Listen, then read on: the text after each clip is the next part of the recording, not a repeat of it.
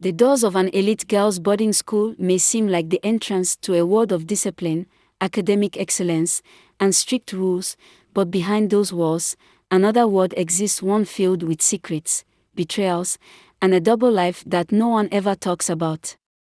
When the lights go out and silence blankets the dormitories, some girls slip into another reality, one where rules no longer exist. Late at night, when the hostel warden believes every student is asleep, a small group of girls moves like shadows, their bare feet silent against the cold tiled floor. One of them, Liza, reaches under her mattress and pulls out a sleek phone. The screen illuminates her face as she types quickly, her heart pounding with excitement. Outside, a black car is parked near the school's back fence. The driver, a man much older than them, waits patiently. The girls, dressed in their uniforms during the day, have transformed into something unrecognizable by night. Tight dresses, makeup that hides their innocence, and heels that click against the pavement. They climb over the fence with practiced ease, landing softly on the other side, their faces beaming with the thrill of their escape. Inside the car, music plays softly, setting the mood for the wild night ahead.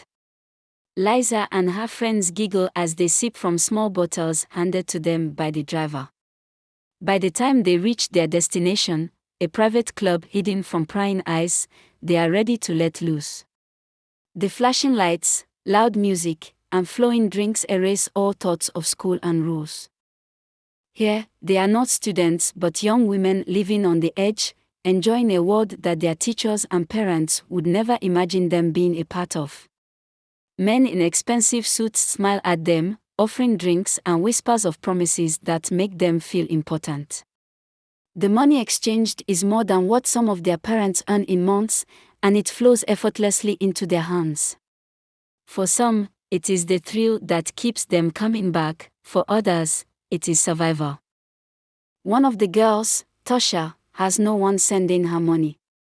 Her parents believe she is safe in school, but inside, she carries a hunger that is not just for food but for a better life.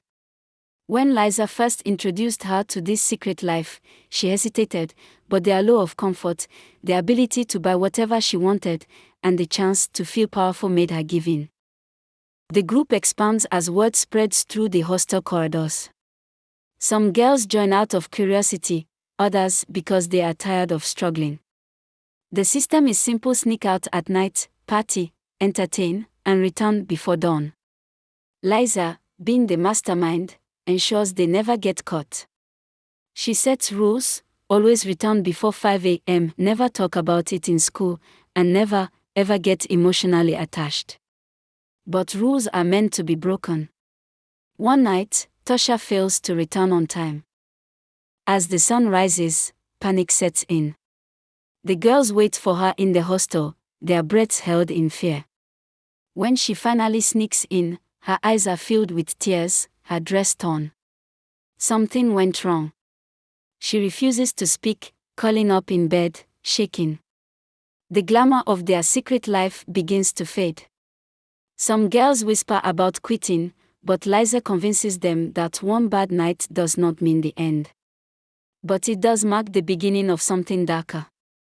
A few weeks later, Liza notices that one of the girls, Sonia, looks different. Her energy is low, her face pale. Then, she confesses in a whisper, "I missed my period." Fear grips them all.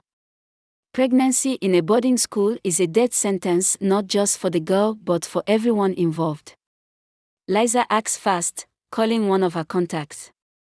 The solution is handed over in a small plastic packet, pills that are meant to erase the mistake. Sonia hesitates, but with no other choice, she swallows them. For the next 2 days, she stays in bed, her pain hidden behind fake smiles. No one asks, no one talks about it. It becomes another secret buried deep within the walls of the hostel. Despite the risks, the girls continue. The money is too good, the thrill too addictive. They start bringing in more girls, and soon, what was once a small secret becomes a network. Some teachers begin to suspect something is off. Girls are sleeping in class, sneaking off during breaks. Whispers fill the corridors, but there is no proof. Until one night, when everything collapses. Liza and her group are about to sneak out when they see flashlights approaching. The school security, alerted by a suspicious teacher, has caught them in the act.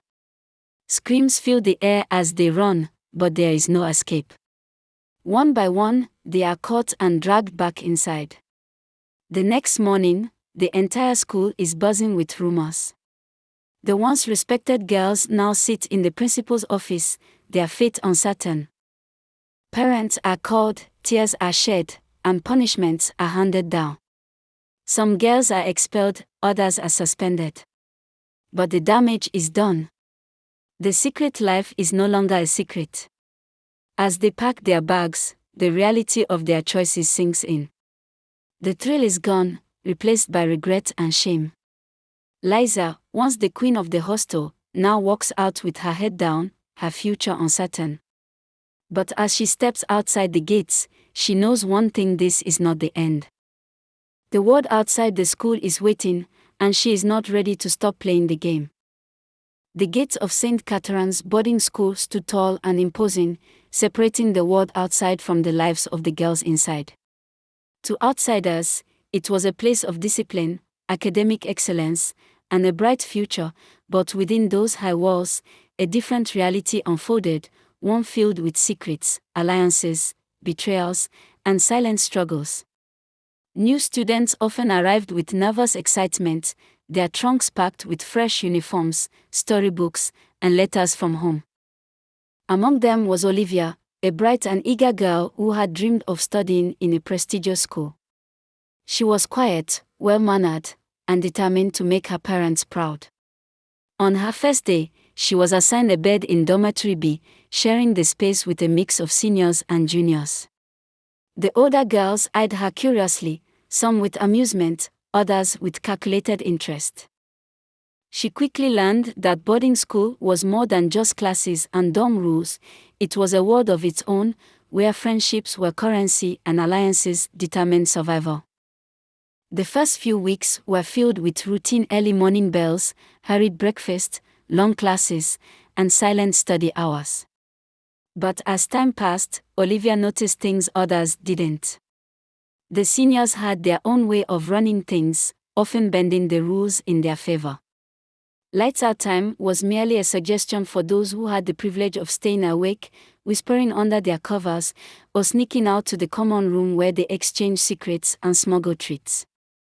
The juniors who dared to question them were quickly reminded of their place through petty punishments: missing shoes, swapped books, or worse, a visit to the room of silence, a dark closet where girls were locked in for hours as a warning.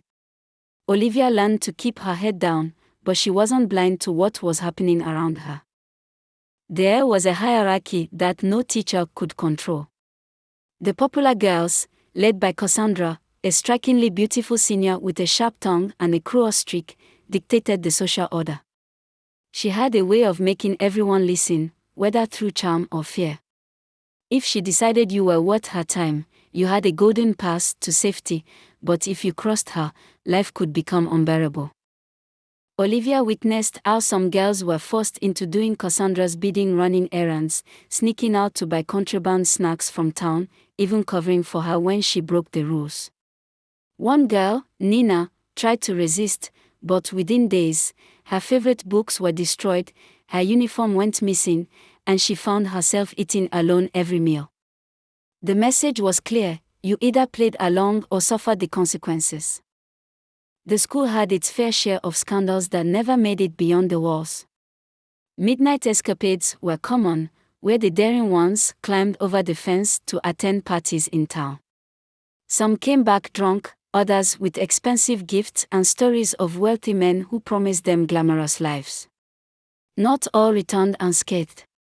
One girl, Amelia, had disappeared for days, and when she came back, she was quiet, withdrawn, and never spoke of what had happened.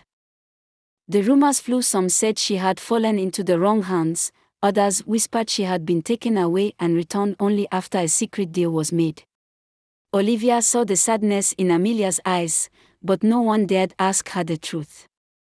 The teachers, though strict, were oblivious to most of what happened. They saw the polished surface, the neatly arranged rows of girls in class, the disciplined march to the dining hall, but they didn't see the hidden notes passed under desks, the stolen moments behind the sports hall, the fear in the eyes of those who had fallen from grace. Some teachers tried to intervene, but their efforts were often futile. Cassandra and her circle had a way of making their problems disappear. Even when complaints were made, the victims would mysteriously retract their words, their eyes filled with silent warnings. Among the chaos, there were friendships that shone like rare gems. Olivia found solace in Rachel, a soft-spoken girl with a love for poetry. They spent hours exchanging stories, finding comfort in shared dreams of escaping the school's clutches. But even friendships were tested in a place like this. When Cassandra set her sights on Rachel, deciding she needed a new follower, Olivia knew things were about to change. Rachel, though kind, wasn't strong enough to resist the pull of popularity. Slowly, she started spending more time with Cassandra, laughing at jokes that weren't funny, joining in teasing weaker girls, until one day, Olivia found herself alone. Betrayal was a common currency in boarding school, and Olivia learned her lesson the hard way. As the months passed, the hidden battles within the school escalated. A theft scandal broke out when a senior's expensive watch went missing. Accusations flew, fingers pointed, and the innocent suffered. A girl named Priya was framed, her locker searched, and the watch miraculously appeared among her things. She cried, begged, swore she was innocent, but the rules were clear: stealing meant expulsion. Olivia watched as Priya was sent away, knowing deep down that someone had set her up. The truth didn't matter here, what mattered was who had the power to shape it. Despite the darkness, there were moments of joy: the secret birthday celebrations where cakes were smuggled in, the whispered conversations under the covers, the rare nights when the girls danced in their dorms, forgetting the harsh world outside. But such moments were fleeting, disappearing as quickly as they came. By the time the final year arrived, many had changed beyond recognition. Some left with broken spirits, others with hardened hearts. Olivia had learned to navigate the system, to play the game without losing herself entirely. She had seen what happened to those who tried to fight back, and though a part of her ached to make a difference, she knew she had to survive first. When graduation day finally arrived, the girls stood in their pristine uniforms, smiling for the cameras, their futures seemingly bright. But behind those smiles were stories that would never be told, secrets buried within the walls of St. Catherine's boarding school. As Olivia walked out of the gates for the last time, she felt a strange mix of relief and sorrow. She had survived, but at what cost? The world would never know what really happened inside, and perhaps it was better that way. The first day at St. Catherine's boarding school was overwhelming. As the massive iron gates closed behind her, Ada felt a chill run down her spine. The school had an air of discipline that both intrigued and intimidated her. Girls in neatly pressed uniforms hurried across the courtyard, their voices blending into a distant hum. The dormitory smelled of old wood and lavender, an odd mix that made Ada's stomach churn with nerves. Her assigned bed was near the window, offering her a view of the endless school grounds. She sighed, realizing this would be her world for the next few years. It didn't take long for her to realize that the school had unspoken rules. The senior girls ruled the dormitories, their presence commanding obedience. There were those who were kind, offering advice and a helping hand, but there were also those who thrived on control. Vivian, the head girl, was the latter. With piercing eyes and a sharp tongue, she made sure the juniors knew their place. Ada had her first encounter with Vivian when she mistakenly sat on her bed. The room fell silent as Vivian approached, her heels clicking against the tiled floor. "That's my bed," she said simply, her voice cool but dangerous. Ada scrambled to her feet, mumbling an apology, but the smirk on Vivian's face told her she had already been marked. The nights in the dormitory were the hardest. Ada would lie awake, listening to whispered conversations and muffled giggles. There were secrets in the dark, hidden exchanges that only the bold dared to partake in. Some nights, girls would sneak out, their shadows slipping past the dormitory doors. Ada once saw a girl return, her uniform disheveled, her eyes red-rimmed. No one spoke about it the next morning, but Ada knew something wasn't right. Classes were structured and strict. The teachers at St. Catherine's were relentless, their expectations towering over the students like an unshakable force. Ada struggled to keep up, but she soon learned that intelligence was not the only key to survival. The teachers had favorites, and those who gained their favor found life easier. Some girls did so by excelling academically, while others used charm and cunning. Ada watched as Naomi, a girl from her dormitory, handed a carefully wrapped gift to Mrs. Benson, the literature teacher. The next day, Naomi was excused from a difficult test. Ada realized that influence mattered more than effort. There was an underground world within the school, a place where the rules were rewritten. The older girls had connections outside the school, smuggling in items that were otherwise forbidden. Chocolates, mobile phones, even makeup, things that seemed trivial but held great power within the closed walls of the school. Ada was drawn into this world when her roommate, Teo, introduced her to Anita, one of the seniors who ran the underground trade. "If you ever need anything," Anita said with a knowing smile, "just let me know." The offer was tempting, but Ada hesitated. She had seen what happened to those who owed Anita favors. They became her puppets, forced to do her bidding. Friendships in St. Catherine's were fragile. Loyalties shifted like the wind, and betrayal was always a heartbeat away. Ada thought she had found true friendship in Simi and Laura, two girls who seemed genuine. They shared secrets, dreams, and the occasional stolen snack. But friendships were tested in ways she never expected. When Lara was caught sneaking out one night, she was given a harsh punishment. The next day, she looked at Ada and Simi with hollow eyes. "Someone told them," she whispered. "Someone betrayed me." The accusation hung in the air like a curse. Trust crumbled, and suddenly, Ada found herself alone. Simi avoided her, unwilling to risk being associated with a suspected traitor. The loneliness was suffocating, but Ada refused to break. She had come to this school to learn, to survive, and she would do just that. There were moments of genuine warmth amidst the chaos. The school choir, where voices blended in harmony, offered an escape from the rigid world of academics and power struggles. Ada found solace in music, letting it be her refuge. The library, with its towering shelves and the scent of old books, became another sanctuary. Here, she met Mrs. Aduba, the librarian who saw through the pretenses of school politics. "You don't have to be like them," she told Ada one evening. "You can carve your own path." But carving her own path came at a cost. One evening, as she walked back from the library, Ada was cornered by Vivian and her group. "You think you're better than us?" Vivian sneered, arms crossed. "You think you don't need us?" Ada stood her ground, heart pounding. "I just want to get through school," she said. The words were simple, but they were a declaration of war. Vivian laughed, but her eyes held a warning. "You'll learn," she said before walking away. The months passed, and Ada did learn. She learned how to navigate the school's hierarchy without becoming a pawn. She learned that kindness was rare but not absent. She learned that even in a place filled with whispers and hidden battles, she could find her own voice. As she stood on the stage during the final assembly of the year, receiving an award for academic excellence, she saw Vivian watching her from the crowd. There was no smirk this time, no sign of victory or defeat, just a silent acknowledgement. Ada had survived St. Catherine's, but more importantly, she had remained herself.